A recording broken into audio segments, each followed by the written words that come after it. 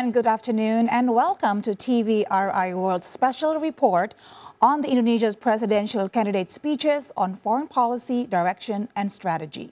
I'm Siska Becker. In an evolving global order due to a major power rivalries and non-traditional security challenges, Indonesia's foreign policy assumes growing importance. Last week, we have covered the speeches on foreign policy strategy and direction by presidential candidates Ganjar Pranowo and Anies Baswedan. And today, the Center for Strategic and International Studies, or CSIS, will host the third and last of this series of events. And the candidate to present their view on foreign policy is Prabowo Subianto, who will deliver his speech. That will be followed with a Q&A session moderated by Phillips J. Fremont, a senior fellow at CSIS. Now, before we move on to the speech, to give you a better background and information, we still have a few reports to deliver. Let's start with the first one. Foreign policy oftentimes became an afterthought, but at times of global challenges and geopolitical tensions, Indonesia's foreign policy is turning into a crucial topic for candidates of the 2024 presidential election. Popular topics raised during the election cycle typically revolve around domestic issues such as employment, democracy, and welfare. Foreign policy is oftentimes viewed as an afterthought. But with geopolitical tension and global challenges such as food security and climate crisis, Indonesia's foreign policy became a crucial aspect in the upcoming election. Over the past decade, Indonesia has increased its influence in the region as well as the world stage. The country hosted the APEC Summit in 2013, the G20 Summit in 2022, and the ASEAN Summit this year. Indonesia also participated in the international forum such as the G7 and the BRICS Summit, and is in the process of becoming a full-fledged member of the OECD. A well-thought-out foreign policy will ensure Indonesia's ability to wade through uncertainties and capitalize its sphere of influence for the benefit of its own citizens as well as the region.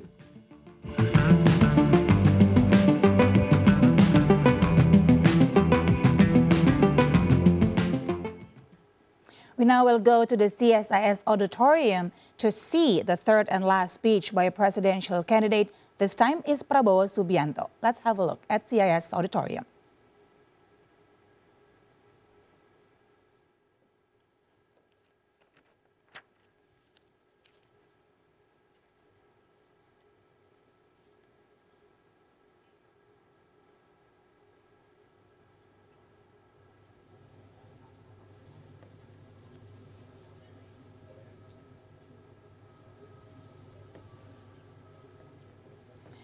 As we can see, the podium is ready to have our third presidential candidate, Prabowo Subianto, to deliver his speech on Indonesia's foreign policy direction and strategy.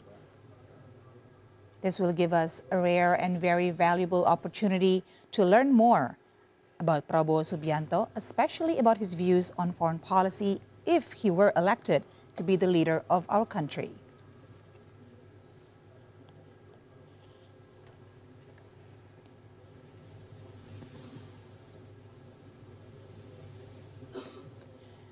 The event will begin, of course, with welcoming remarks and introduction from the Executive Director of CSIS Indonesia, Dr. Yose Rizal Damuri, followed with the singing of the Indonesian national anthem, Indonesia Raya, and then to the main agenda.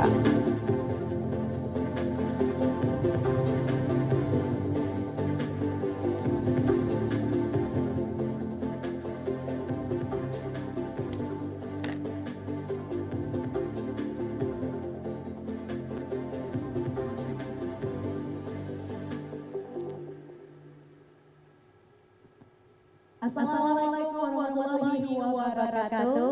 Salam sejahtera, selamat siang untuk kita semua. Nama budaya, salam kebajikan, Om Swastiastu. Perkenalkan, nama saya Patricia Rani dan sayalah yang akan menjadi MC pada acara hari ini. Puji syukur kita semua haturkan kepada Tuhan Yang Maha Esa, karena atas berkat dan rahmat-Nya lah kita semua dapat hadir di auditorium CSIS untuk sama-sama menyaksikan pidato calon Presiden Republik Indonesia, Discussion. strategi politik luar negeri. Kita berikan tepuk tangan yang meriah untuk kita semua yang hadir di sini. Foreign policy. Acara ini merupakan acara pertama yang diinisiasi oleh sebuah lembaga penelitian Prabowo Subianto. yang memang diadakan untuk sama-sama menelaah lebih jauh lagi mengenai gagasan, ide, serta kebijakan yang dimiliki oleh calon Presiden Republik Indonesia terhadap politik. Mulai acara pada hari ini, terlebih dahulu saya ingin menyapa selamat siang kepada yang terhormat Bapak Prabowo Subianto sebagai calon Presiden Republik Indonesia periode 2024-2024. Dan yang kami hormati kepada Bapak dan Ibu dari hadir mendampingi Bapak Prabowo, selamat siang. Good afternoon. Dan yang kami hormati Bapak Yusuf Wanandi selaku Wakil Ketua Dewan Pembina Yayasan CSIS. Selamat siang Pak, selamat hadir kembali. Dan juga yang kami hormati Bapak Jisman Simanjuntak selaku Ketua Dewan Pengurus Yayasan CSIS. Selamat siang Pak. Dan juga kepada selaku Wakil Ketua Dewan Pengurus Yayasan CSIS. Selamat siang Ibu. Dan juga yang kami hormati Bapak Dr. Yose Rizal Damuri selaku Direktur Eksekutif CSIS Yose Rizal Damuri CSIS. from CSIS. Dan juga yang kami hormati Bapak Hazan Wirayuda dan juga Ibu And Mari respected selaku Mr. anggota Hasan Dewan Wirayuda Pembina Yayasan CSIS. as Serta the advisory selamat board siang for kepada CSIS. seluruh tamu undangan yang telah And also bersedia hadir all dalam acara our hari ini. Kita berikan esteemed tepuk tangan yang meriah untuk honored kita guests semua. this afternoon. Kita akan mengawali acara pada siang We hari will ini start dengan the bersama-sama menyanyikan discussion lagu kebangsaan Indonesia Raya. by listening Hadirin, to dipersilakan. the anthem of Indonesia Raya, the national anthem.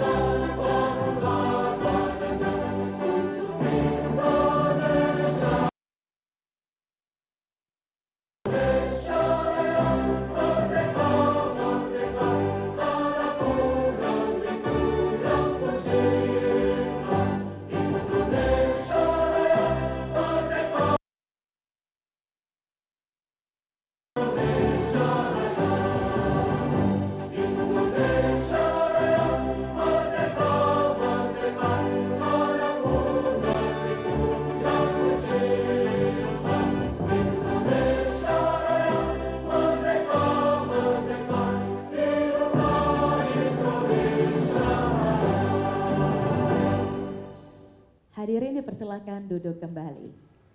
Please have a seat. Sebelum melanjutkan acara, izinkan saya untuk membacakan sejenak susunan acara yang akan kita Please lakukan let pada me siang hari introduce ini. Acara pada siang hari the ini sessions akan for resmi today. dibuka oleh kata sambutan yang akan disampaikan oleh Bapak Dr. Yose Rizal Damuri Mr. selaku Yose Rizal Direktur Damuri Eksekutif will CSIS, be dan kemudian kita akan langsung masuk giving ke dalam opening speech acara for the utama, event. yaitu kita akan mendengarkan bersama-sama pidato yang akan dibawakan And oleh after that Bapak we will Prabowo Subianto sebagai listen calon to the Presiden speech Republik from the Indonesia Mr. periode Prabowo Subianto. 2024-2029, dan acara akan dilanjutkan oleh sesi tanya jawab yang And akan after that, dipandu we oleh will moderator Bapak be Dr. discussing Felix with Vermonte. Mr. Prabowo Dan in a nantinya kita juga akan question and answer bersama-sama session. menyaksikan secara keseluruhan pidato oleh Bapak Prabowo Subianto sebagai acara utama.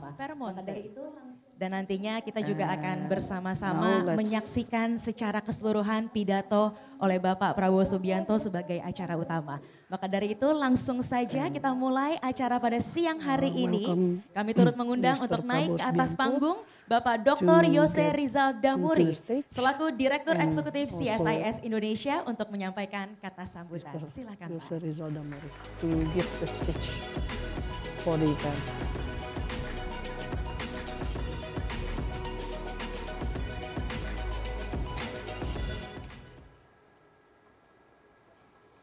Selamat siang, Bapak Good Ibu afternoon, semua yang saya ladies hormati. and gentlemen. Selamat datang di Welcome to the auditorium tentunya of the selamat bergabung CSIS. kembali di rangkaian Welcome acara again to pidato this calon presiden series mengenai arah kebijakan dan about strategi luar negeri foreign Indonesia. policy Ini adalah of rangkaian yang Indonesia. terakhir, tapi tentunya This is the last ini yang juga series yang tentunya kita sama-sama tunggu-tunggu. of this topic.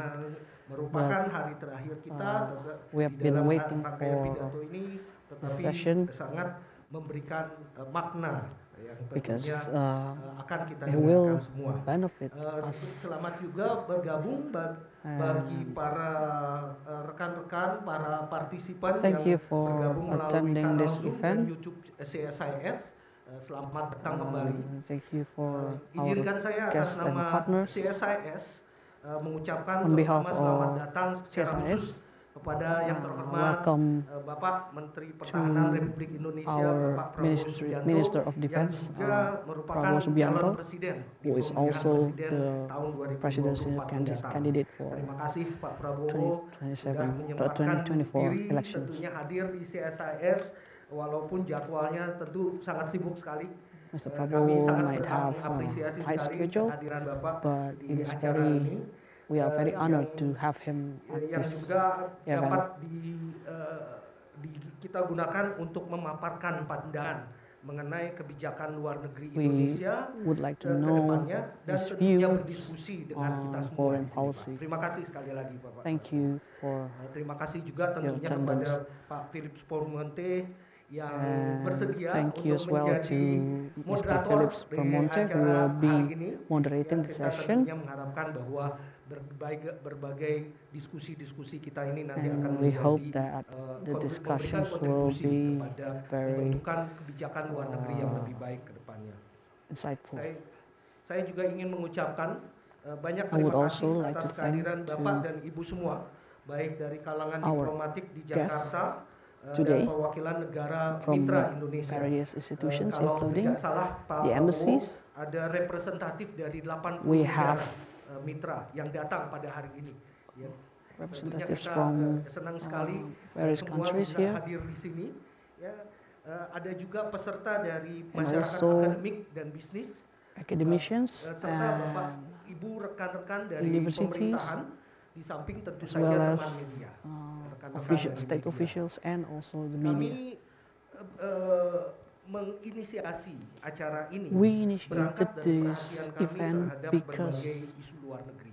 Mungkin Bapak Ibu sekalian sudah we mengetahui want bahwa selama to 50 tahun kita 52 tahun CSIS berdiri, to know isu-isu luar negeri, more kebijakan about luar negeri merupakan how salah is satu how are the kebijakan yang issues menjadi fokus dari of foreign perhatian policy kami di sini. going Oleh karena forward itu, from CSIS the government's mencoba point of view, menyelenggarakan going forward, acara, and the future of hari government. ini atas beberapa pertimbangan sebenarnya. We have several Pertama, kami considerations. melihat bahwa saat ini situasi dunia Right now, sedang banyak mengalami The permasalahan. global situation Mungkin is bisa dibilang very tidak- challenging. Tidak baik-baik saja.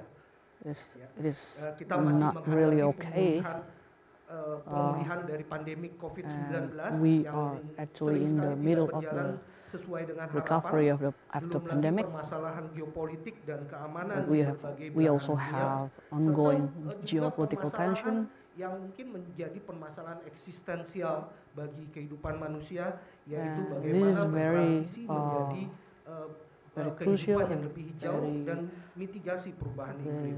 that we are facing right now. Di sini kami menganggap bahwa Indonesia sebagai salah satu kekuatan middle power Indonesia sebenarnya as mempunyai a potensi middle untuk power memberikan country, kontribusi yang lebih besar. it is Sayangnya memang expected to perhatian have kepada to berbagai isu contribute luar more negeri to the relatif global masih rendah. environment, Dalam proses the global pemilu community. misalnya, isu-isu kebijakan luar negeri jarang sekali dibicarakan. Dan Foreign memang policy belum menjadi issues isu krusial dalam mempengaruhi usually sentimen are not para pemilih too ataupun menjadi often tema discussed utama, on the salah satu public tema utama events. di dalam kampanye.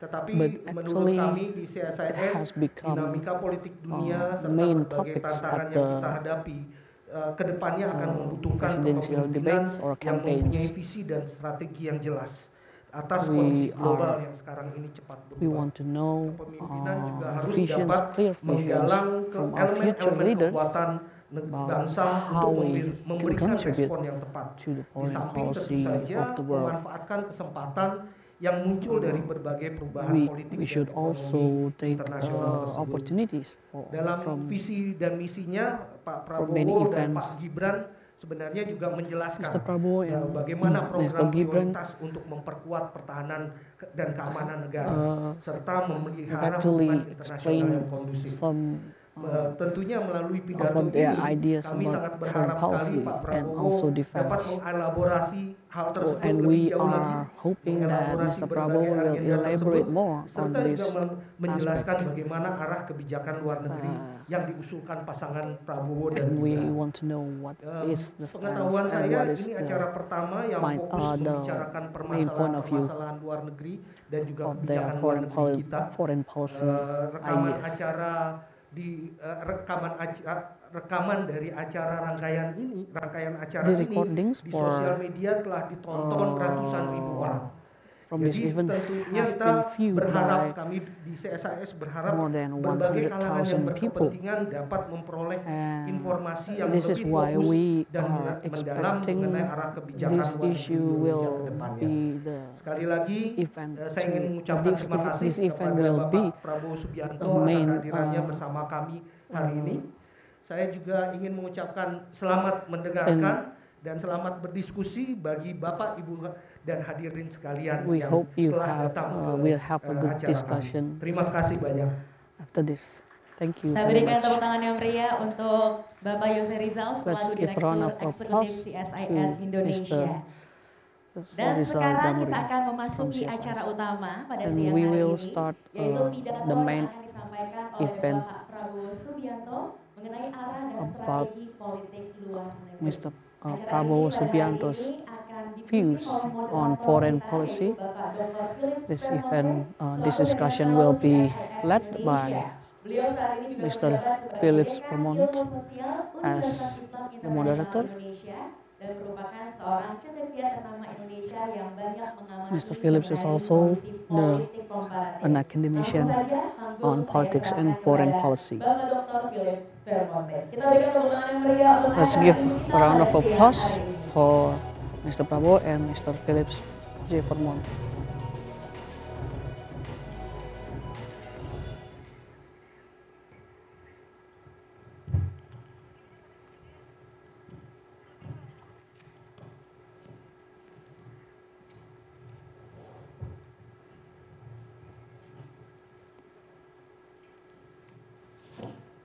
Terima kasih, Rani.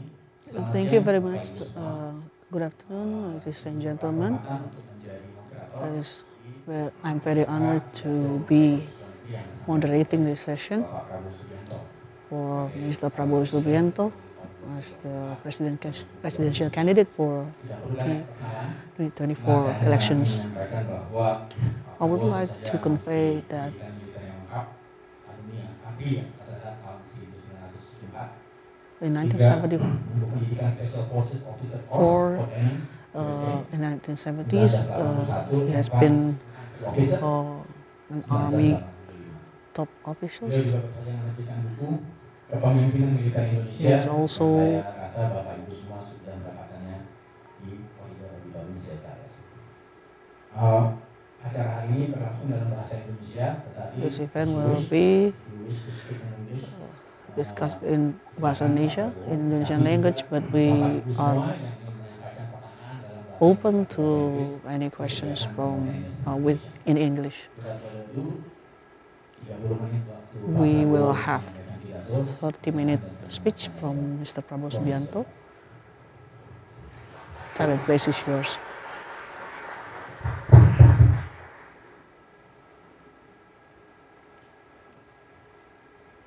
Bismillahirrahmanirrahim. Assalamualaikum warahmatullahi wabarakatuh. Selamat siang, saudara-saudara sekalian. Good afternoon, ladies and gentlemen. Salam sejahtera untuk kita semua. Greetings. Shalom, Om Swastiastu. Namo Buddhaya, salam kebajikan. Yang saya hormati Bapak Harikan Silalahi, Ketua Pembina Yayasan CSIS, Bapak Yusuf Manandi, And also my greetings to Bapak the advisory board, Mr. Yusuf Anandi. Oh, apa?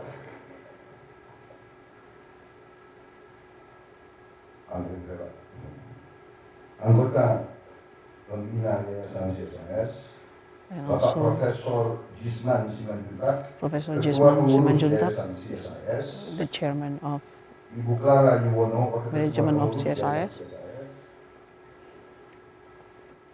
Ibu Dr. Mari LK Pangestu, Yeah. anggota Pembina Yayasan Mr. Mari CSIS, LK Pangestu Ibu Ria Murdani, and Ria Murdani,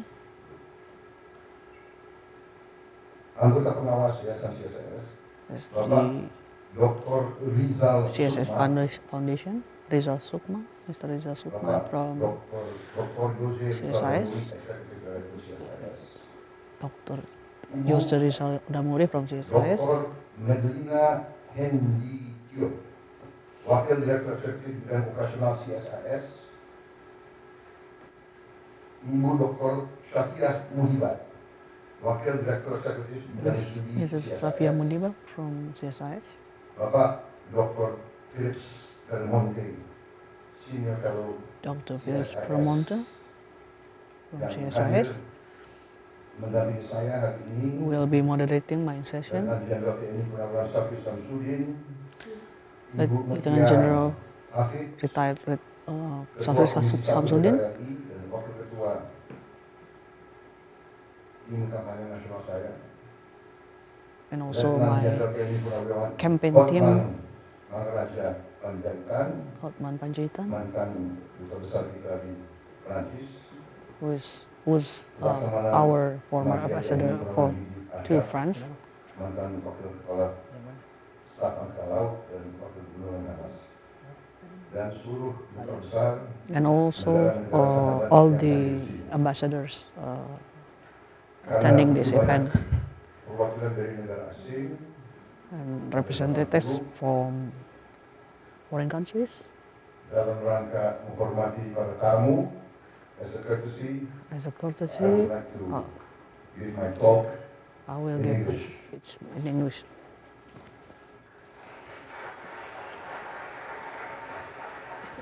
First of all, I would like to thank the CSIS for the great honor given to me. I'm being invited here at this very illustrious and very famous and very important institution. The history of CSIS, I think, can be considered as really a part of the recent history of Indonesia for the last 5 decades. Therefore, it's a great honor for me. And today I've been asked to talk about the direction and the strategy of our foreign policy.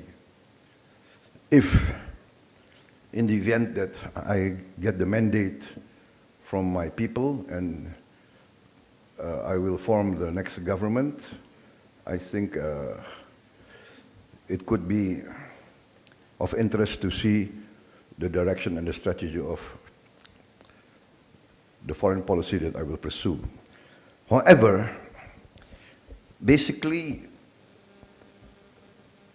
I think all observers of Indonesia will realize that the tradition of Indonesia's foreign policy has been very, very clear. From the early days of our independence and our sovereignty, we have opted for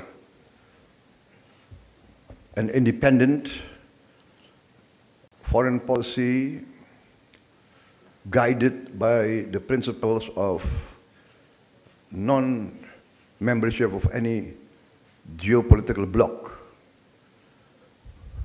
Our tradition in foreign policy has always been non-aligned.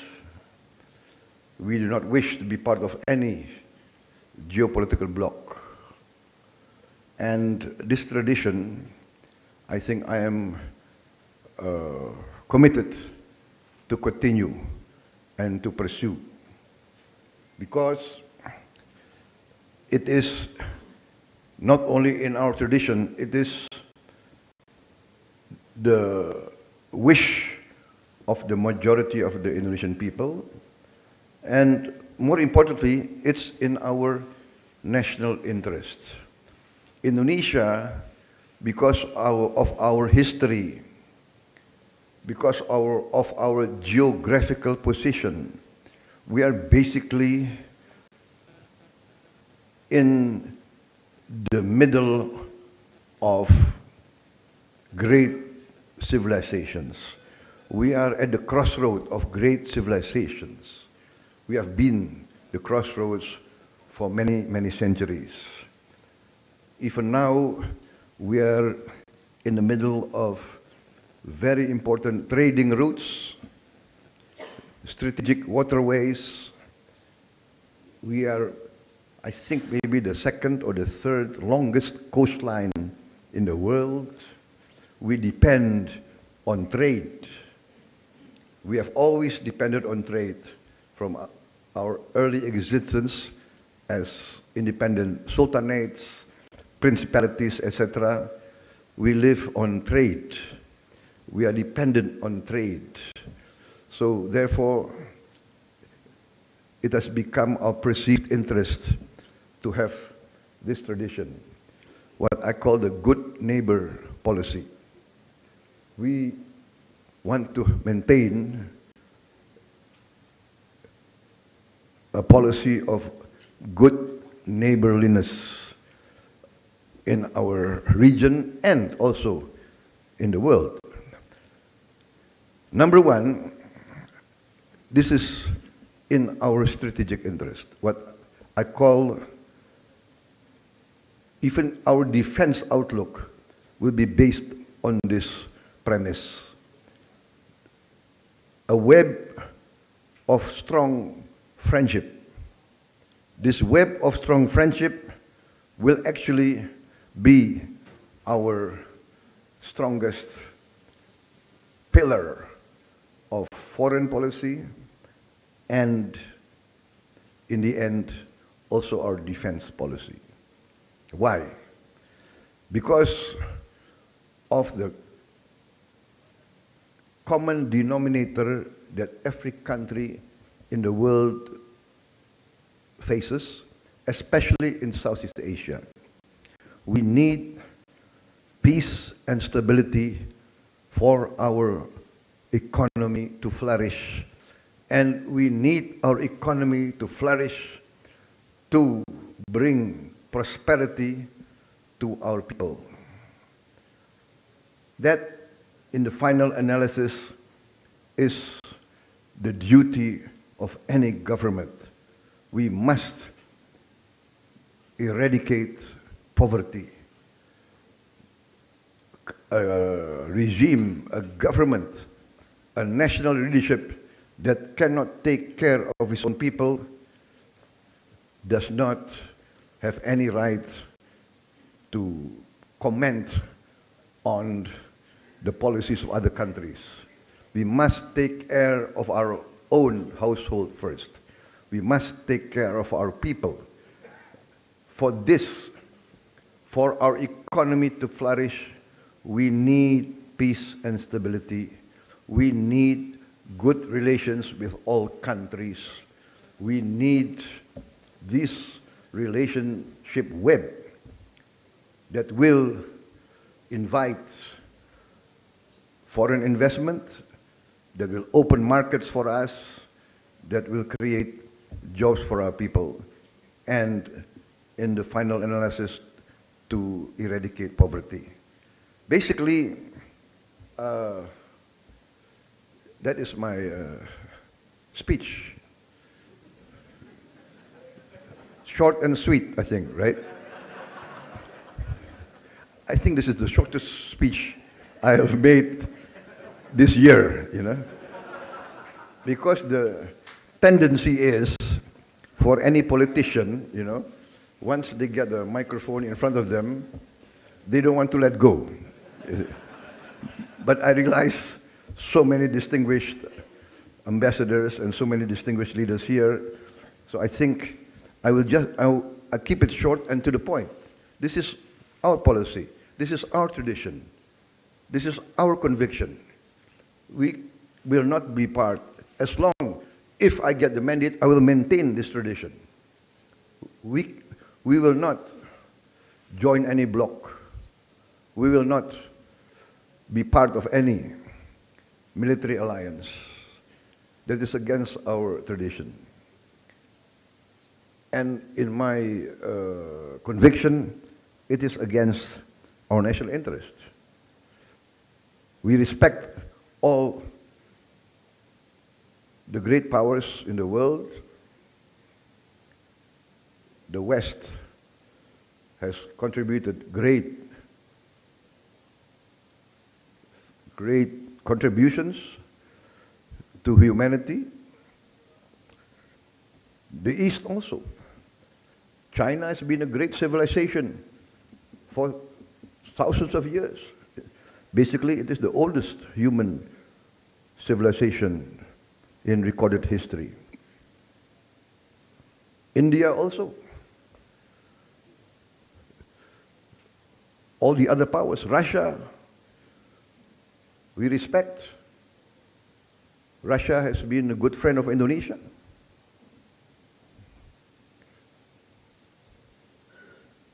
Africa, we suffered the same fate. We were under colonialism and imperialism for many, many years. We know what it means to live under oppression. Our parents, our grandparents imprisoned, our ancestors thrown away to many parts of the world. We know how demeaning it is to be considered second, third, fourth class. I, as a young man, I myself saw the signs outside swimming pools in Jakarta. It was in the wall, yeah, dipahat di marmer. It was, engraved in the marble, you know, and it said, Verboden voor honden en inlander. I saw with my own eyes. In 1978, there was still this. You know, it was closed by a mosque. When I opened it, I saw this. So I would like to say that we identify with the peoples under occupation, striving for their independence everywhere. Because we felt it. I went to school in Singapore and Hong Kong when Singapore and Hong Kong were still British colony. There were certain parts that I, being a brown man, could not go in. So I experienced as a young boy. Therefore, we identify with the peoples that are striving for their independence today. However, that is the beauty of the Indonesian people and culture. We don't hold grudges. We have no enmity. We are now friends with the Dutch. We are friends with everybody now. I think that is the uniqueness of, maybe could be said, the uniqueness of Indonesia, that Indonesians basically forget easily. So basically, that concludes my talk. Therefore, this should not be pidato, yeah? Pidato itu panjang. Ini, let us say, a small talk. And better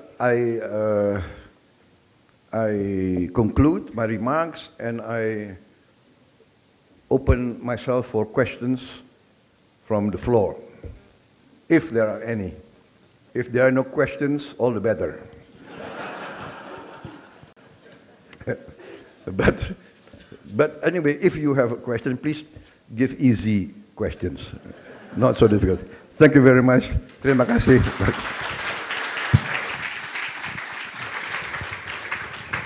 Terima kasih, Bapak Prabowo. Now you give me a hard job to do because we are allotted. Not half an hour, so I have to fill in. Thank you for, I think, a very short but deep speech on the future of Indonesia's foreign policy under a Prabowo administration. If I may, before we open the Q&A, I'm going to use my power. Probably this is my only time to have power over you, Pak. A question related to what you've been said. Being a non-aligned country, somehow we do need a clear policy towards big powers. What would be your initial thought on Indonesia's China policy or Indonesia's US policy, if I may request your insight on this? Well, as I explained, we respect the United States. Let us be very clear, the United States has helped Indonesia in the critical moments of Indonesian history. This we must acknowledge. In our war of independence, the United States basically sided with Indonesia. That is a part of history.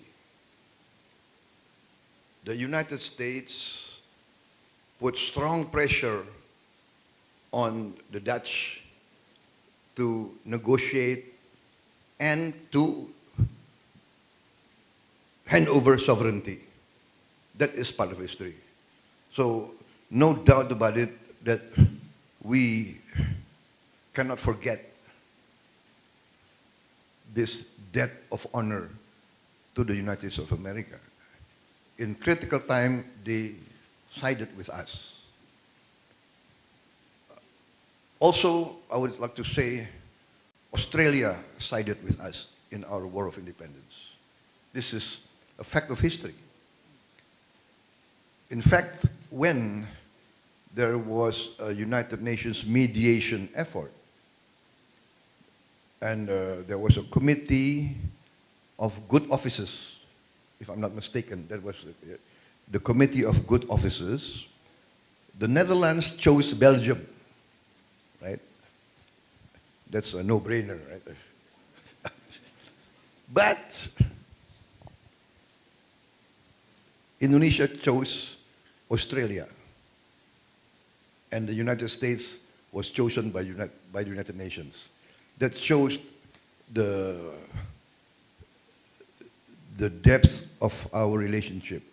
And we don't forget our friends in difficult times. However, we also recognize China's importance in Southeast Asia and also for Indonesia now. As I said, China is a great civilization. It has contributed a lot, and now it is very, very, very, very active and contributing a lot to our economy. Russia, we also cannot forget. Russia helped Indonesia also in difficult times. Yes, at that time it was called the Soviet Union. If you see Jakarta now, if you see our capital city, many of the great public works built by, at that time, Soviet Union, by Russian and by, let us say, Eastern Bloc countries. So this is, if you ask me, we have to give due respect to these great powers. Yeah. We also have to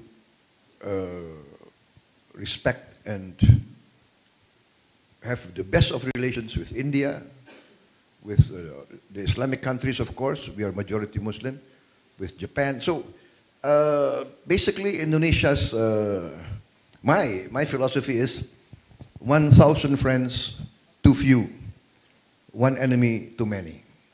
This is easier said than done. It is easy to say, but it's not easy to carry out. But this is, I'm convinced, even now, this is my philosophy in my, my domestic politics. As you may have observed, right? I'm friends with everybody. Even if they don't want to be friends with me, I still want to be friends with them, right? Huh? I learned this the hard way. Through a long process, you know. When you are young, sometimes you are a bit, you know, you are a bit unwise. As time goes on, and you, so I'm convinced this is, and actually, you know, I regret that I learned this teaching a bit late in my life. Had I learned it maybe in my 30s and 40s, maybe, I don't know, my biography would be a bit different. Yeah. But it's okay. Yeah, better late than never. You know. So, Pa Phillips, that is my philosophy, right? I mean, I'm sorry if somebody wants to get us here and get us there. I said no. We are friends with all, and maybe as friends, to many sides, we can be of assistance. We can be some sort of bridge. We can be some sort of, when we needed them, they helped us. Maybe now we should give a payback. We should help those who once helped us. So I think that is my position regarding relations with the great powers. Thank you, Pak Prabowo. I still have 15 minutes of your time, so I have one or two more questions before I open the floor. Something sounded like music to my ears when you were saying that basically foreign policy begins at home, that poverty alleviation should be very important, and then all domestic stabilities and so on.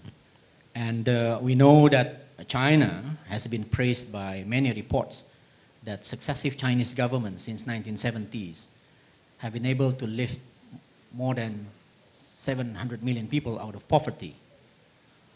Would you emulate the way the Chinese governments are doing in terms of poverty alleviation? Is this a trick question? I want to make something very clear. Yeah? I do admire and acknowledge the success of the Chinese leaders in nearly eradicating poverty. I think we have to. Anybody with any fairness in the rationality, etc., must acknowledge that the Chinese leaders has achieved something very rare in human history, to lift 700 million people out of poverty in one generation, in 40 years. That is a real achievement. So in my opinion, you know, each country, each civilization has its own culture, has its own way of doing things. if a government in one country succeeded in mitigating or even eradicating poverty, I think it behooves us to try to learn how they did it. But it does not mean that we can copy their methods. Maybe their methods is not in tune with our culture. So we have to adjust. At the same time, you know, many of our people,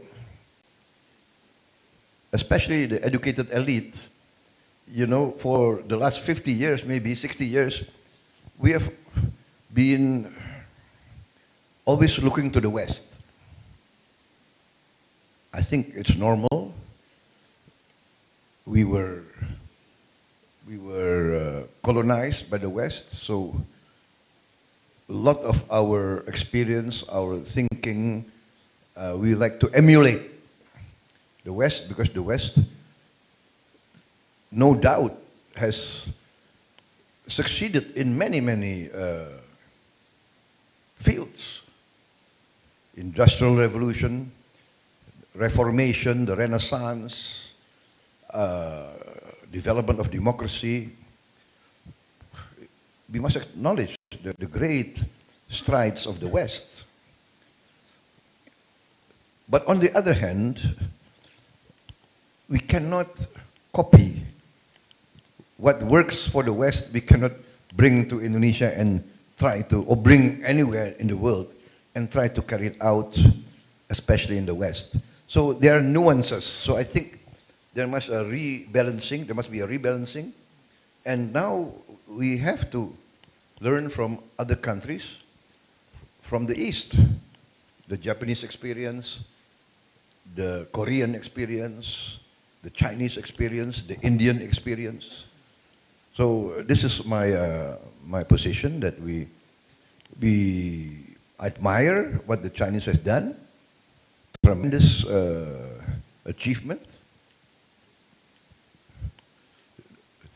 I mean, and I think many of the Chinese leaders are true to their principles and true to their conviction. They understand that they have to serve the people.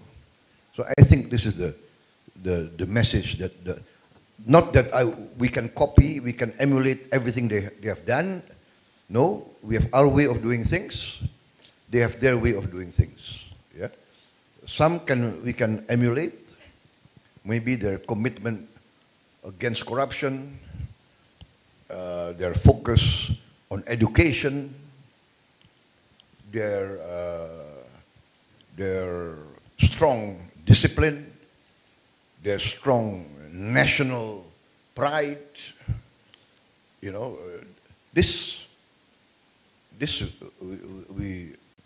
we admire.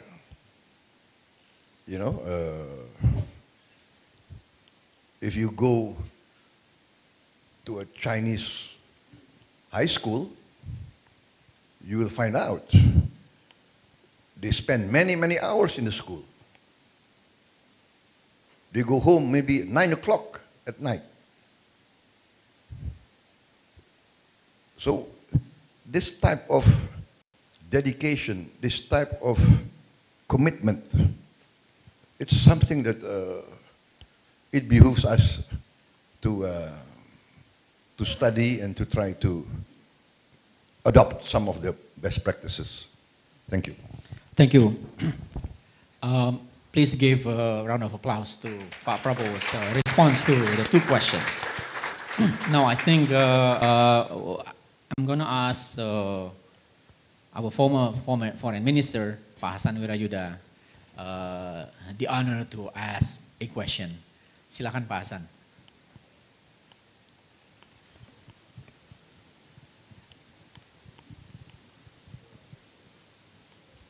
Terima kasih moderator Pak Hermonte, Pak Prabowo yang saya hormati. Pertama penghargaan dan terima kasih saya atas pidato tentang arah dan strategi politik luar negeri Indonesia. Tadi digarisbawahi bahwa prinsip number one adalah good neighbor policy. Pasti menurut tangkapan saya tidak hanya My view neighbors yang punya direct border dengan Indonesia. is not only about neighbors who have direct borders with Indonesia, Dalam artian kawasan. but also neighbors who are in the region, such as East Asia, Southeast Asia, Asia Timur. and also East Asia. Asia Timur itu dalam pengertian baru itu mencakup 16 negara. New terms, East Asia includes 16 countries. India, Australia, and New Zealand. It also includes Australia Dan terjadinya and India. the geopolitical shift from transatlantic to East Asia. East Asia now is region of the 21st century. We are in the very center of the world now. We are no longer in the periphery like during 40 years of Cold War. Of course, being the center of the world and the intensive cooperation that we have been developing, in particular on economic cooperations, the center of Asia offers many good opportunities. Intra-ASEAN trade, intra-East Asian trade, intra-East Asian investment has been always in the rising since, say, year 2000s. Prabowo underlines the importance of trade to many countries. Last year, our bilateral trade with China reached 169 billion US dollar. Not to mention with Singapore, with Malaysia, with Japan, Korea, and others.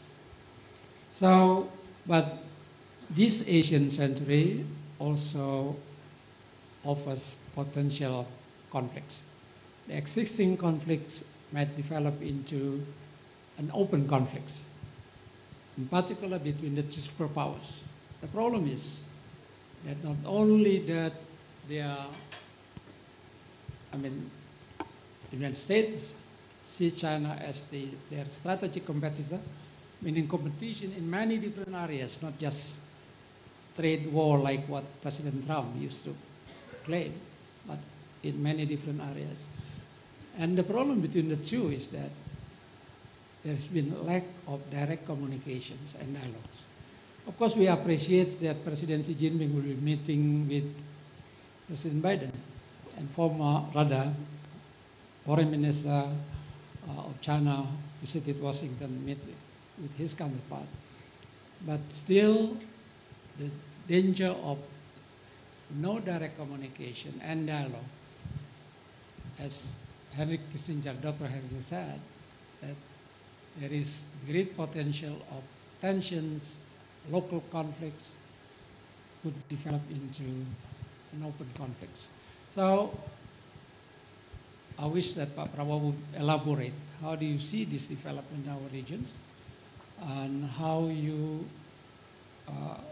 develop your policy, foreign policy, with regard to our kawasan regions of Asia, and now also popularly called as Indo-Pacific. Thank you, Pak Prabowo.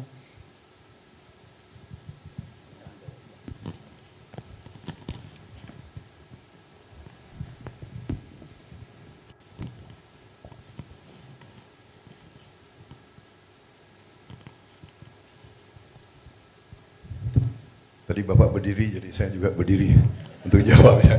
Because you stood, I also stand. Yes, the competition, the rivalry between two great powers is a matter of concern for us, and these rivalries has been occurring during the long history of mankind. There will always be one power who will feel threatened by the rise of a new great power, and this is the history of mankind. And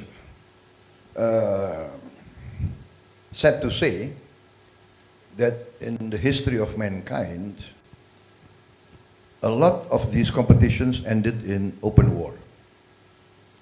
So this is something that is of concern to us. I think there was some good research made by a historian, I think, Graham Allison, if I'm not mistaken. He made some sort of study of the great rivalries, a strong power that has been, let us say, predominant, will always feel threatened by a new rising power. The situation now is a bit different. Our world is getting smaller, and any conflict can very fast, any open conflict between the great powers can very fast turn into nuclear war. And in nuclear war, I think the destruction and the suffering will be on a scale that we have never seen before, and that is considered mutual assured destruction. So I am an optimist. I believe that the leaders of these great superpowers are cognizant of their duty to their people and to humanity. I think that in the end, these leaders will rise to the occasion, and I think we are seeing steps towards that event. We see the Australian Prime Minister meeting the Chinese leaders. We see the American President will be meeting the President of the PRC. So these steps are really showing us that they realize the great risk that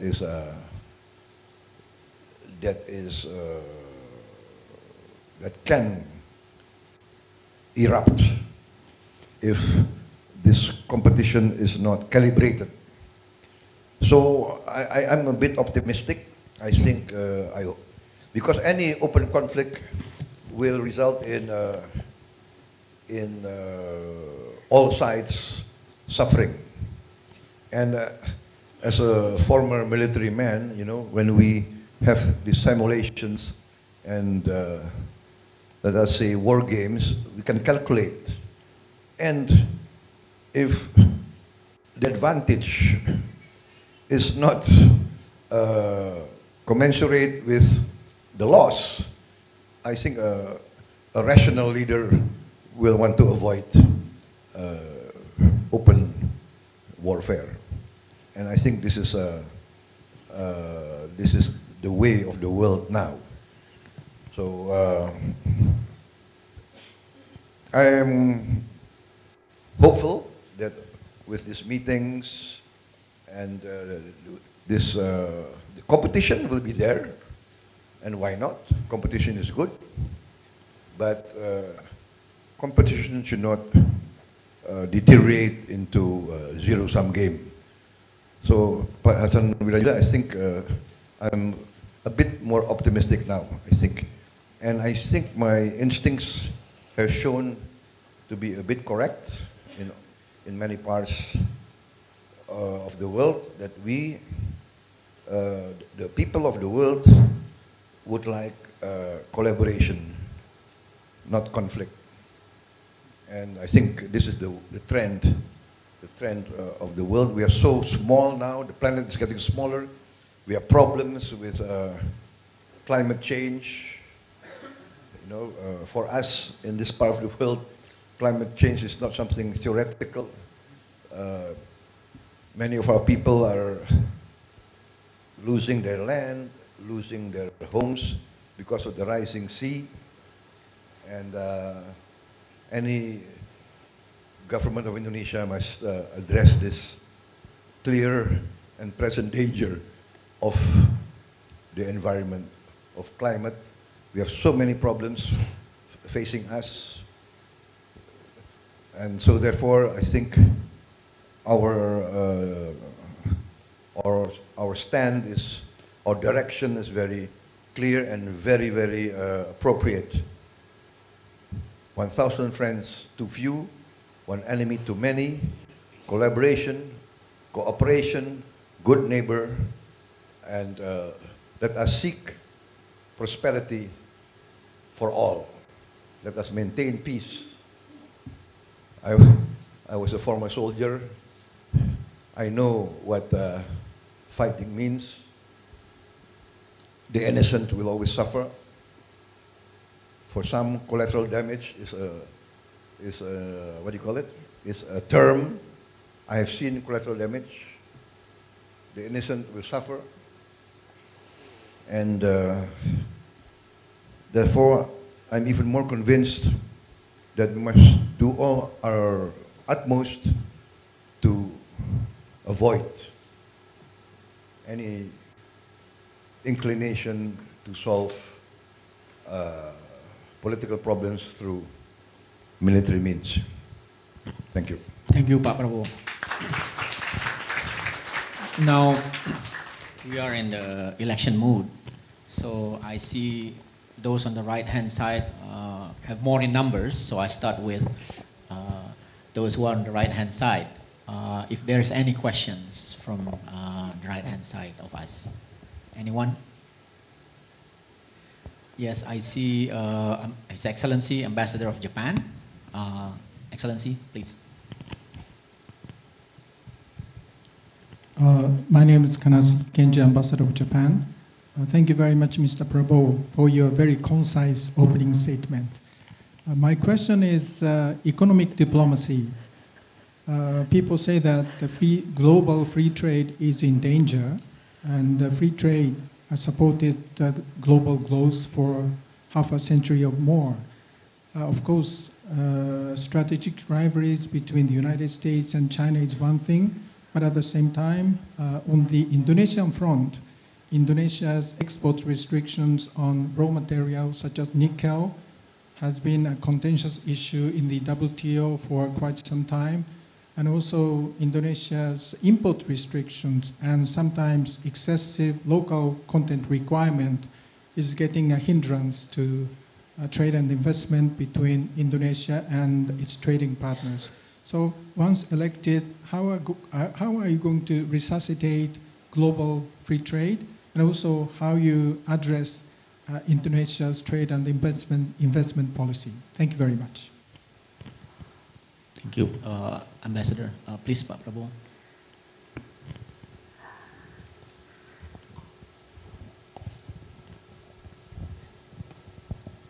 Thank you, Your Excellency. Yes, in principle, we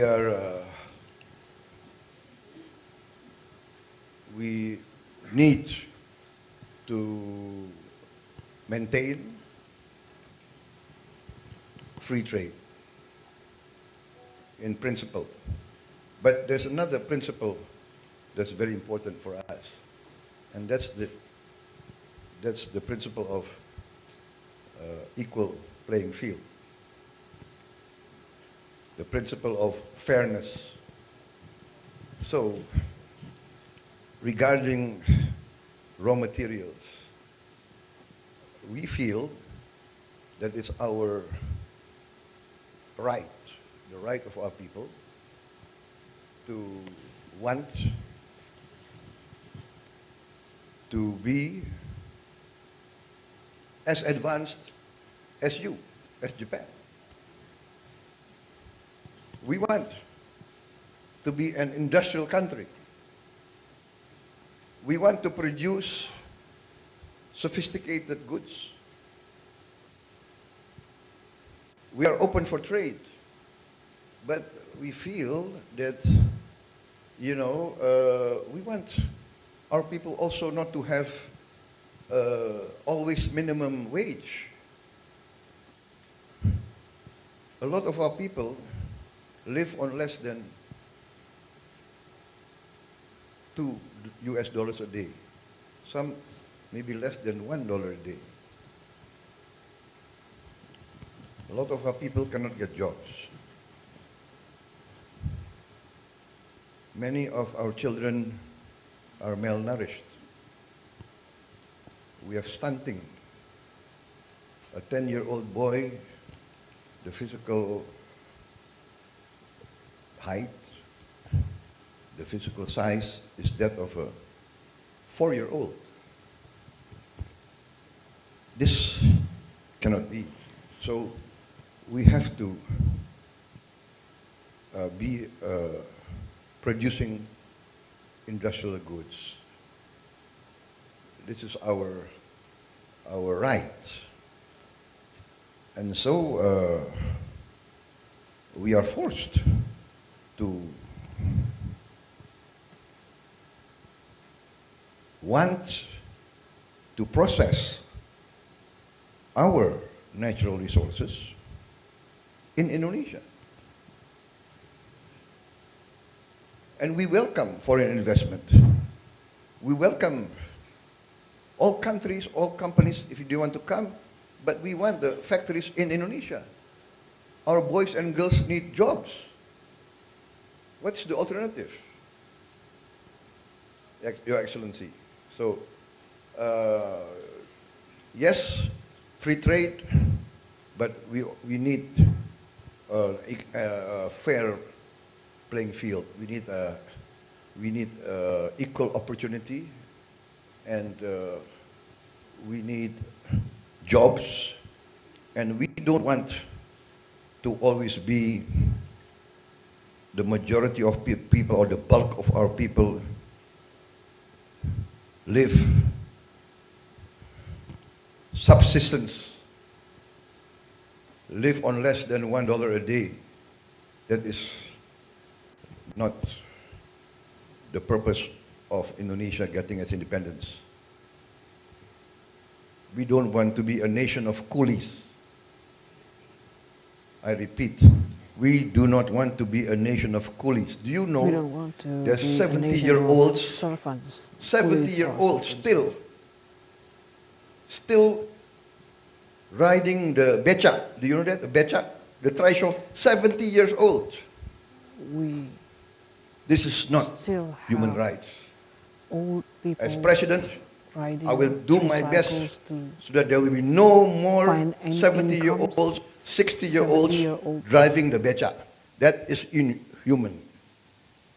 And therefore we need to industrialize. We need factories. We need to create jobs of dignity. We don't want always to be subsistence peasants. That is my goal, and I respect all countries. We open ourselves for investment. But yeah, that is now the new requirement of the Indonesian people. Thank you. Thank you, Pak.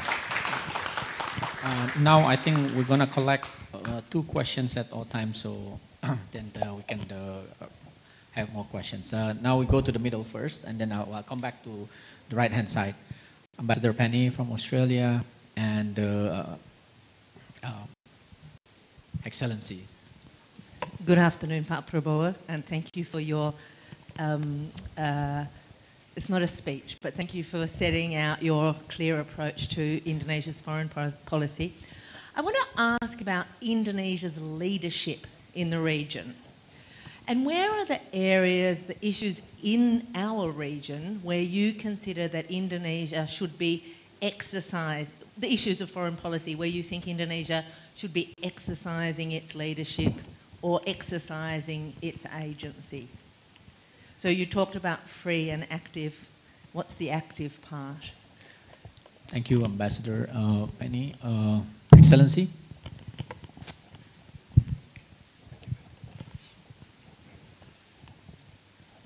My name is Benedetto Latteri. I'm the Italian ambassador. Thank you for your introduction, Mr. Minister. My question is more or less the same like the Australian colleague. Which is your attitude towards European Union?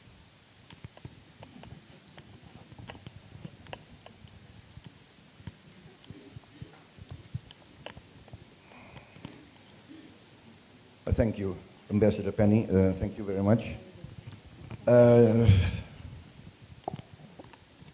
Leadership. You know, I believe leadership is by example. So Indonesia, if we want to really be considered a leader in the region, we must show that we could get our act in order, that we can take care of our people. If we cannot take care of our people, how can we claim a position of leadership? So therefore, my priority is to mitigate, or even we have to be daring, we have to eradicate poverty. I think I'm very lucky because if I were to receive the mandate next year, I will be continuing 10 years of, I would say, successful economic management by President Joko Widodo and his administration. The parameters, the figures are very, very clear. On many, many sectors, the number of kilometers of highways built, the number of dams built, the number of airports built, the number of ports built, the number of roads built, the recipients of a lot of government assistance. We have become basically a welfare state. We are taking care of our poor and our weak. Are we satisfied? No. Do we have to do better? Yes. Is there corruption? Yes. Is there leakage? Yes. We must address that. Our education system has to be improved. Yes. And so that's my answer. And when you ask what's the active part, we will always be active in pushing for promoting dialogue, peace, negotiation. We always will be consistent. We always will try to push for compromise in all matters. That's our active part. And I repeat again, my conviction, if we are successful in getting rid of poverty in Indonesia, we are successful in promoting an economic model that shows there can be progress, there can be growth, but there is social justice. There's equal opportunity for everybody. That, I think, we will attain a position of leadership. Even now, we are surprised. Many African countries now look Indonesia as another alternative. I've gotten requests from counterparts in Africa. They want to send their officers, their cadets, their soldiers to be trained in Indonesia. They want to buy our equipment, etc., etc. They see another alternative. They see another rising example. And they see that we have the same experience as them. We have our share. We had our share. We were colonized for many years. We have our share of insurrections. We have our share of civil wars, of separatists. They are experiencing that now.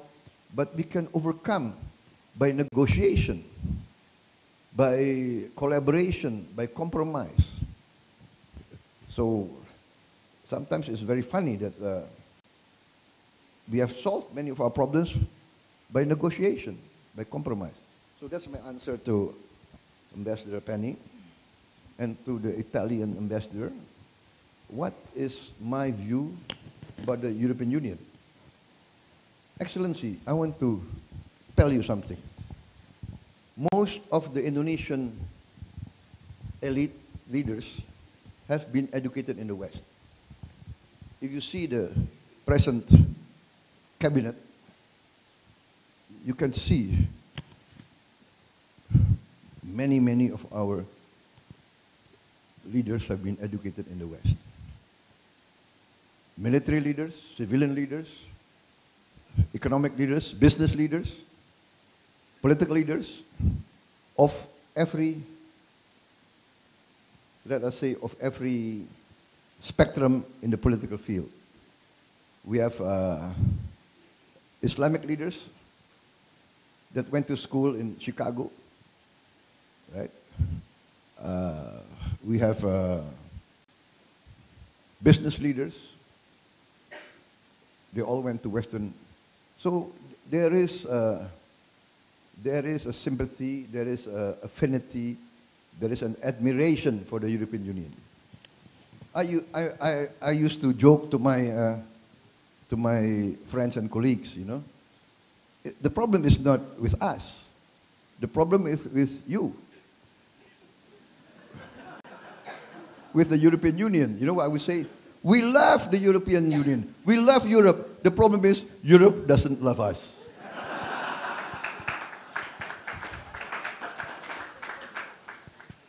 You know? Europe doesn't even know Indonesia. They only know Bali. You know? So that's we admire you. We admire the Renaissance. Yeah? If you ask a 5-year-old Indonesian, you know, where do you want to go? They always say, I want to go to.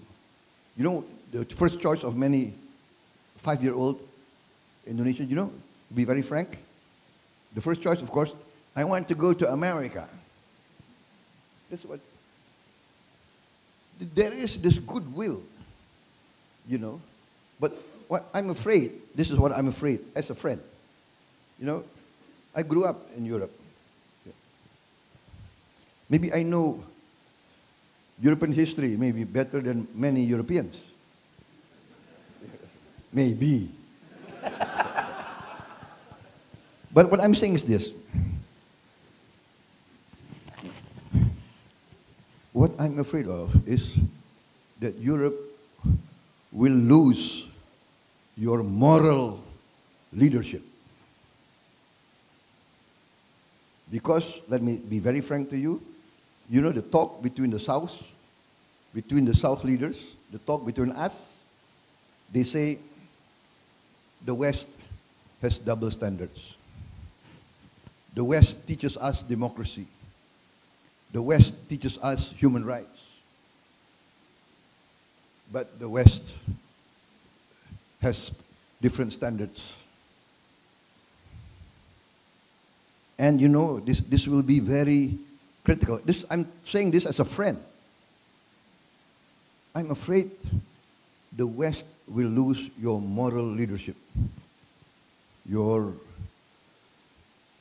Because the last 100 years, we all are in awe.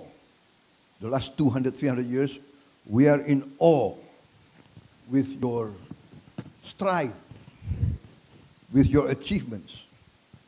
And also, yes, your philosophies. Justice, equality before the law, human rights. We admire that, and we emulate. We try to emulate, right? CSIS, one of the strongest pro-Western institution in Indonesia. Am I correct? Pak Yusuf? Yeah? Right? I want to be very frank. Right? Yeah. When I was in the army, they always criticized me, you know that? Right? I'm sorry, I'm not a real politician, you know that? That's why I talk like this, right? We admire you. Seriously. But that's why I say, you know, we love Europe, but Europeans maybe don't love us. You know? So, and then I'm as a friend, I'm saying that please be careful. You will be still strong, you will be still wealthy, but as Hassan Wiraju said, there's a shift in the world. There's a shift in the world. There's a shift. Now, we don't really need Europe anymore. To be very frank. Right? We love Europe. But if Europe doesn't love us, if there's double standard, you know, now is the age of, what do you call it? TikTok, we see everything, CNN, everything. And, you know, people see what's happening. The West has one standard for this, another standard for that. I will not go into details, you know, because 1,000 friends too few, one enemy too many. So. Thank you, Pak Prabowo. Pak Prabowo has been very frank as a friend to European Union. And I think if CSIS criticize you, we criticize you as a friend, Pak. Okay. Okay, I go to the left. Too many hands up. I haven't heard from a female participant, so you, yeah. And then the gentleman in the front. I'll come back. We have plenty of time, and I heard Pak Prabowo would like to extend this discussion until tomorrow morning, right? No? All right, Mbak Ivia, please. Please identify yourself so Pak Prabowo would know. Thank you, Pak Philips. Good afternoon, Pak Prabowo, Yulia Jarot Supatmo, RTV. Question is simple. We talked about it while we were listening. Yulia Supatmo. My colleague and I whispered about it while you were presenting your talk. So this is a bit of a follow-up question to Ambassador Penny. But basically, our question is, so for the past few months, the past year, Indonesian voters have heard that you will continue a lot of President Jokowi's policies. So our question is, does this also apply in terms of foreign policy? And you already mentioned in your short talk that mostly yes. However, maybe we would like a more elaboration. Will you also approach diplomacy the same way that President Jokowi did, in terms of more focus on trade, as opposed to maybe a more assertive role for Indonesia in non-trade and economic issues? You already touched on Indonesia's role in your presidency as a regional power. You will focus first on domestic affairs. However, there are a lot of regional conflicts or issues that may require a stronger leadership role, perhaps from Indonesia, particularly as a member of ASEAN. So maybe we'd like to hear, in your administration, what will that look like? Thank you. Thank you. Gentleman in the front.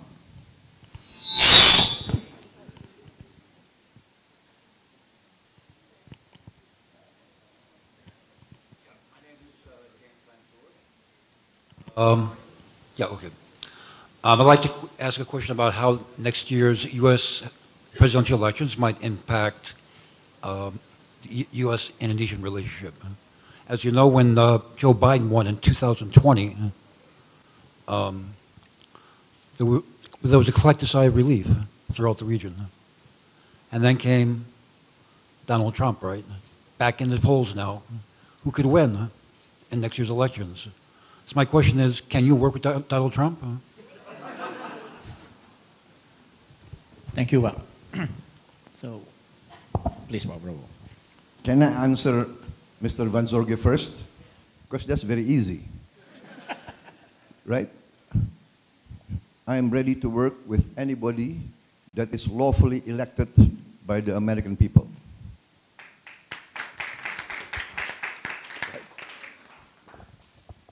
We have to respect the will of the people. Now I go to your question, Ibu Julia. Yeah? So, yes, I will continue the path of Pak Jokowi. I think he has been consistent. He has been very measured and very moderate in all his dealings. Of course, he has to defend Indonesia's national interest. But I think he maintains the best of relationship with China. He also maintains the best relationship with the US and Europe. Although we have problems sometimes with the European Union. Yeah. We are open. We open our market to you for your Mercedes, for your Volkswagen, for your Airbus, for all your products. But you won't allow us to sell palm oil. Now we have problems trying to sell coffee, tea, cocoa. You know, this is what I said about level playing field. And I think sometimes there's a bit of unfairness being... Indonesia, I think, we realize that sometimes we have been too nice. Too nice. Yeah. So it's not like we are being overly nationalistic. No. We want equal treatment. We want fairness, right? By the way, it was the Europeans who at one time forced us to plant tea, coffee, and chocolate. So if now, please pass on to your European people and European leaders that it was the Europeans who came to our islands and forced us to plant tea, coffee, rubber, cocoa. And now you're saying we are destroying our forest. You destroyed our forest before. I'm sorry. Yeah, Ibu Julia. So I will continue. I will continue dialogue. I will continue collaboration. I don't want protectionism, but I want equal playing field. Saya kira itu, Ibu Julia. Terima kasih. Thank you, Pak Prabowo. Before I go back to the right-hand side, I'd like to ask Ibu Mari Pangestu to ask a question.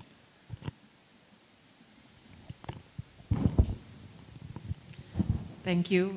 Terima kasih Pak Prabowo atas penjelasannya tadi. Sudah banyak yang disampaikan. Mungkin ini sekedar follow up question. You said that we are not non-aligned. We also want to be friends with everybody. But unfortunately, we're also facing the reality of the US-China geoeconomics and geopolitical competition. So that's the reality. So how do we, what's our policy on navigating when these two elephants are fighting? Because we don't want to be trampled in the war between the two. And we are already being trampled. You mentioned about trade and investment. You know, it is affecting the trade and investment. It is affecting openness of markets. You mentioned that in your speech. And it is affecting the way we see things now, because now it's no longer just about politics, security, economics. It's the interrelationship between the nexus between politics, security, economics, and even technology. So how do you see Indonesia navigating this so that we can continue to develop, we can continue to grow, And you mentioned the bridge, so maybe a little bit follow up from Ibu Penny's question. What should Indonesia do to be a bridge? Since we are friends with everybody, how do we be a bridge? How do we use Southeast Asia? How do we use ASEAN? How do we become heard, either as Indonesia as a middle power or Indonesia with ASEAN and East Asia, whether economically or I think it has to be together, yeah, what we call a comprehensive security approach, which is really combining the economic issue, the security issue, as well as the technology issue. This is now all interrelated. As you know, economic instruments are being used for security purposes. And we want level playing field, as you said. So how do you think ASEAN can play a role and East Asia more widely?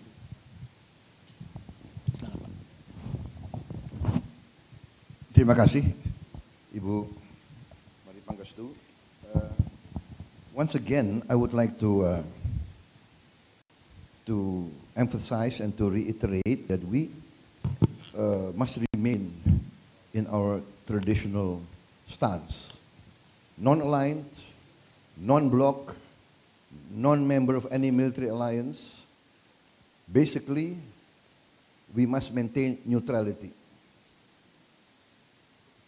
We respect all the powers. We want to maintain the good relations between all powers. And this, in the history of international politics, to choose to be neutral is always difficult. But the tradition of many countries is to choose neutrality. I would give the example, for instance, of Switzerland, of Sweden at one time, until recently, of Austria until today, of Finland until a few months ago. But to see, at the height of the Cold War, Sweden, Finland, Austria, Switzerland did not join any of the blocs. And basically, there was peace. So, it is my conviction that Indonesia must maintain the best relations between all the great powers. And by having these relations, we can be some sort of honest broker, some sort of bridge. By the fact that we have no hidden agenda. We don't want to harm anybody by joining this, by joining that. But there's always a risk, because you know the easy way is to join a military bloc. There's somebody to defend you. For a small country, for a weak country, it is normal to look for a patron, to look for a strong umbrella. To be neutral, you're on your own. But the essence of neutrality is we cannot and we do not threaten anybody. We have no aspiration outside of Indonesia. Our main concern is the welfare of 280 million people, 5 million boys and girls, 5 million mouths every year coming to Indonesia. 5 million. This is a tremendous challenge for us. We cannot afford to go into any, in my opinion, policies that do not have the first priority is the welfare of our people.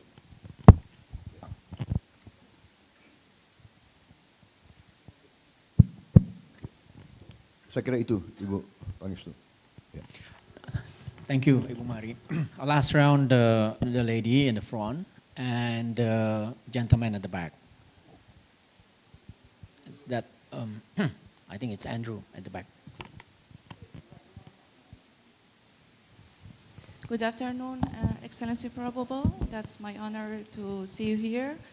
I just wanted to know about the balance between your domestic policies and your international policies. Do you believe in equality of these two policies or not? And with all respect, I have another question. Could I ask? Choose one. Just one.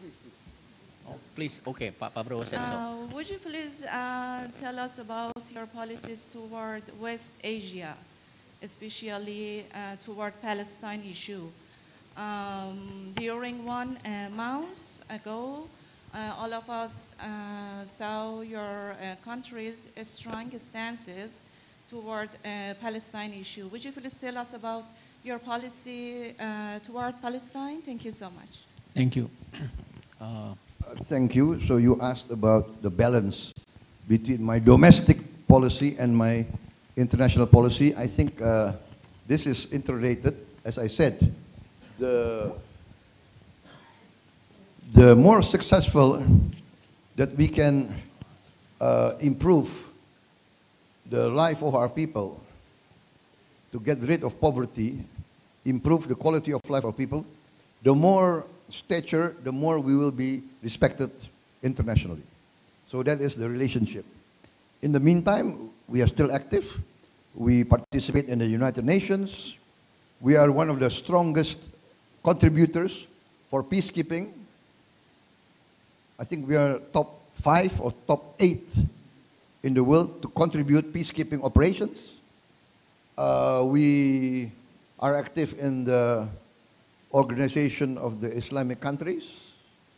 We are also active in G20. We are active in many, many international forums. So we will be active. We will do our best to contribute, whatever we can to contribute. About Palestine, I think Indonesia's policy is very, very clear. From the earliest days, all Indonesian governments support the struggle of the Palestinian people to have their own state, to have their independence. That is, I will continue this policy because that is the policy that is demanded and that is required by our people. We, as I said, we have been colonized. We understand being colonized. So we will do our best to support the Palestinian people. I've offered to send a hospital ship. I've also offered to receive victims of the fighting, the bombings in Gaza. We will have contacts with all the governments involved. And if the governments involved allow, I talked to my president. He has agreed that we can receive as many victims as needed to come to Indonesia in our hospitals. We have 110 military hospitals. All these hospitals will be open and at the disposal of the victims of the fighting in Gaza. So our policy has not changed and will not change.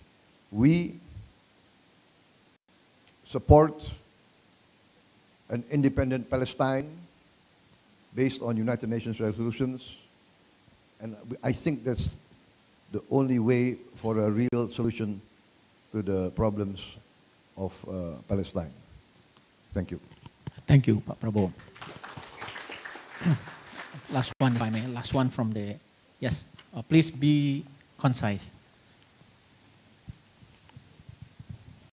Thank you, Pak Philips. Thank you, Pak Prabowo. My name is Andrew, researcher from CSIS, Department of International Relations.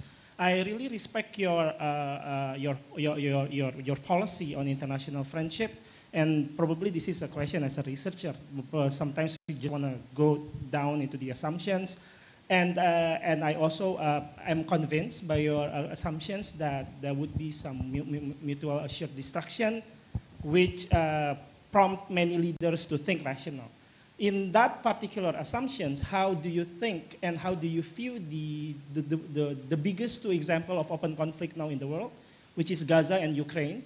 And how does the way you view Gaza and Ukraine will translate into a lesson learned for our own regional flashpoints, which is South China Sea, which is already in your vision and mission document, and also another potential open conflict, which is Taiwan Strait,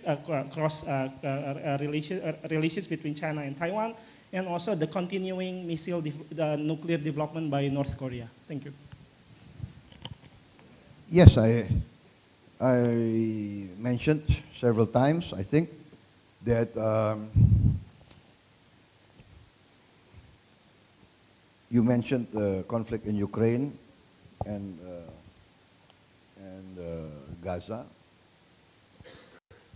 As you know, Indonesia has tried to do our part, contributing to efforts to achieve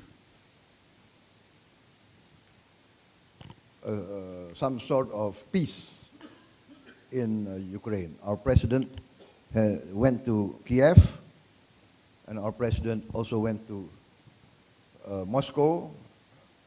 I also in the Shangri-La dialogue, I think was last year, I also put forward proposals for a ceasefire, negotiated settlement,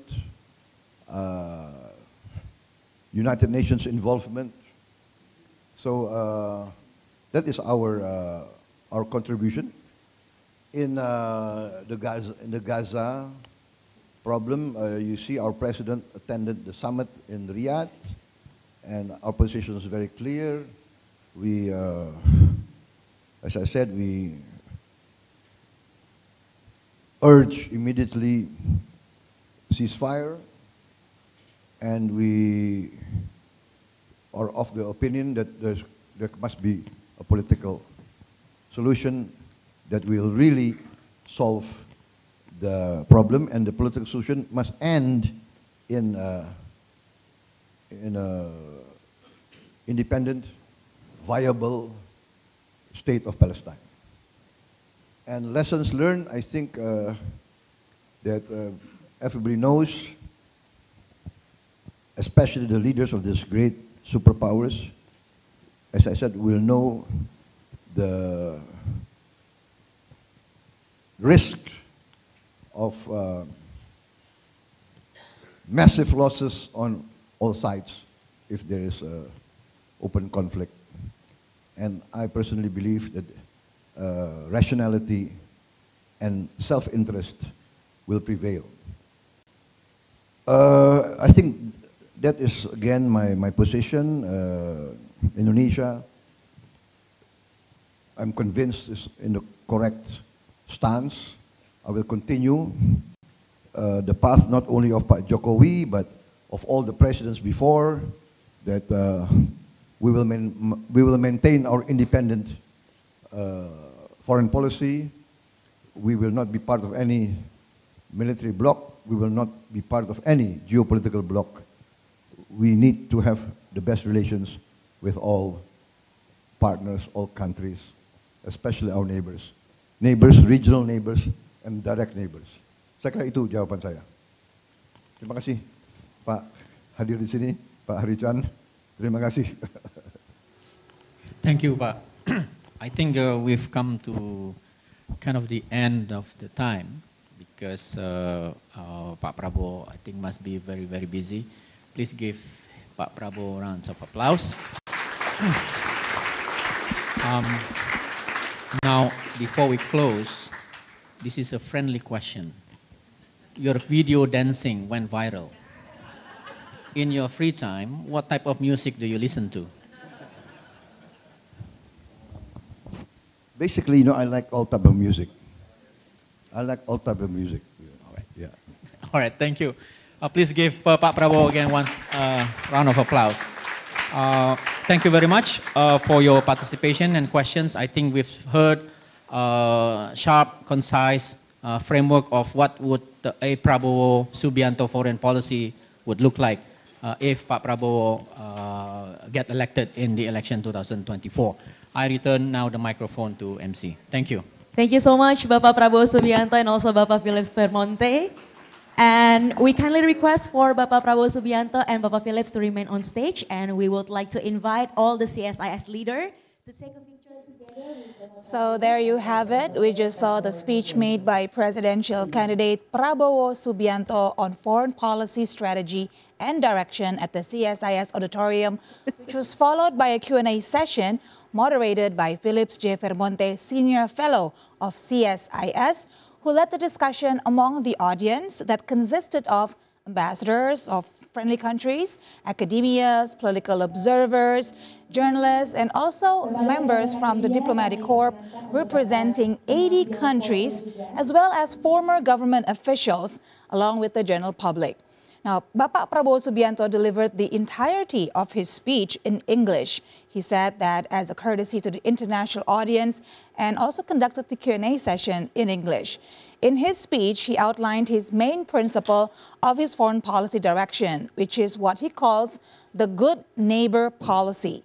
He explains that to reach peace and stability that is greatly needed to grow the domestic economy and eradicate poverty in Indonesia, Indonesia must stay on the course of non-aligned movement and pursue the free and active policy in this relationship with other countries. Prabowo Subianto argues that this is the best way and in the best interest of Indonesia to pursue this philosophy. And he also reiterated this stance of Indonesia keeping on the course of free and active policy in the Q&A session, which he also added with a quote that he repeatedly say, 1,000 friends too few, one enemy too many, that he said throughout the Q&A session.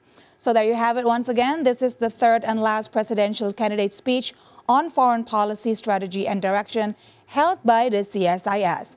We hope that it could help you to broaden your perspective about the candidates and eventually helping you in making up your decision on who to vote for in the upcoming 2024 general election. So that's the end of our special report. Thank you for watching. Next up, we have Focus Today at 5 p.m. with Valerina Daniel. But for now, I'm Siska Becker. See you next time on TVRI World. Till then, take care and goodbye.